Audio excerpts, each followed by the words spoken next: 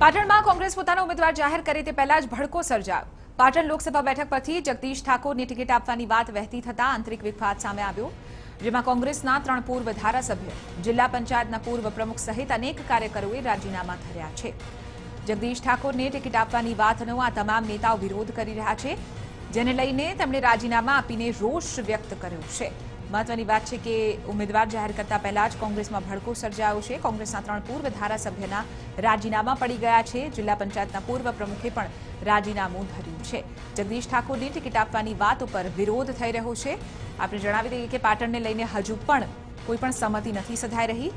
આજ મુદ્દે વધુ જાણકારી મેળવીશું ટીવી9ના સંવાદદાતા સુનિલ પટેલ પાસેથી। સુનિલ, પાટણ ઉપર એક તરફ કોંગ્રેસ તરફથી જગદીશ ઠાકોરનું નામ સામે આવી રહ્યું છે, પરંતુ તેનો જ વિરોધ થઈ રહ્યો છે અને ત્યારબાદ રાજીનામા પણ પડ્યા છે। કેટલું નુકસાન કોંગ્રેસને?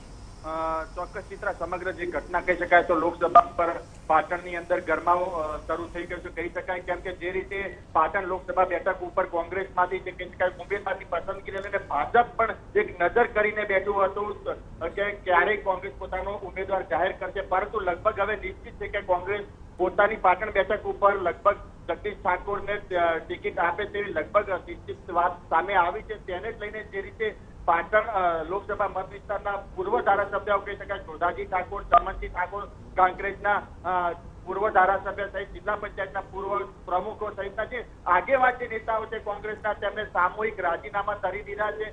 પ્રદેશ કોંગ્રેસ કાર્યાલય પર જવા રવાના થયા છે। ખાસ કરીને તેમની માંગ હતી કે પાટણ લોકસભા બેઠકના જે સ્થાનિક ઉમેદવારને કોઈ પણ ટિકિટ આપવામાં આવશે તો તેમની સાથે રહી અને ઠાકોર સમાજ આખો સાથે રહેશે અને જીત માટે કોઈ પણ પ્રકારનું મક્કમ મન બનાવવાનું નક્કી કર્યું હતું। પરંતુ જોધાજી ઠાકોરે આ બાબતે પ્રદેશ કક્ષાએ તેમજ દિલ્હી ખાતે જઈને પોતાની રજૂઆત કરી હતી, ત્યારે પ્રદેશ લેવલથી કોઈ પણ વાત તેમની સાંભળવામાં ન આવતી, સ્થાનિક ઉમેદવારને ટિકિટ ન મળતા આખરે જોધાજી ઠાકોર, ચમનજી ઠાકોર, દેવજી સમગ્ર જે પૂર્વ 3 ધારાસભ્યો છે, જિલ્લા પંચાયતના પ્રમુખ છે, આ તમામ લોકોએ હાલમાં રાજીનામા ધરી દીધા છે। કહી શકાય તો ખૂબ જ મોટો ભડકો કોંગ્રેસમાં થયો છે અને આમાં ખૂબ જ મોટું નુકસાન થઈ શકે તેવી શક્યતા છે અને ભાજપને ક્યાંક ના ક્યાંક હવે આશા છે કે જો કોંગ્રેસની તૂટતી જોતા ક્યાંક એમને આશા બંધાઈ છે કે જીતી પણ શકે અને તેઓ ઉમેદવાર પણ હવે તે શોધી રહ્યા છે।